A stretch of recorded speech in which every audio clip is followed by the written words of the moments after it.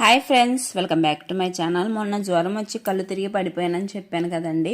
అప్పుడు మా ఆయనగారు మా పిల్లలకు కానీ మా అక్క కానీ ఎవరికి ఏ జ్వరం వచ్చినా చిన్నది ఏదైనా మసీదుకి వెళ్ళి తాడు కట్టించుకోవడం మాకు అలవాటు అండి.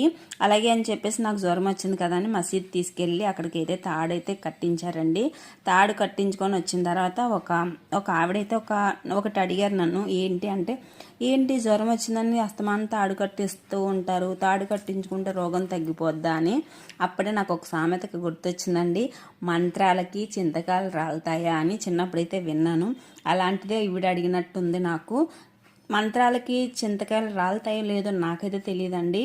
తాడు కట్టించుకోవడం వల్ల తగ్గుతా లేదా అది కూడా తెలియదు. కాకపోతే అది మన నమ్మకం. ఆ తాయిత్తు వేయించుకున్న వెంటనే ఒకటైతే మనసులో అనిపిస్తుందండి, అమ్మయ్య ఇప్పుడు తాయిత్తు కట్టించుకున్నాను కదా జ్వరం తగ్గిపోద్ది అన్న ఫీలింగ్ ఉంటుంది చూసారా, అదే నమ్మకం అండి. దానివల్ల జ్వరం రోగాలు తగ్గుతాయని నా ఫీలింగ్. ఏమంటారు?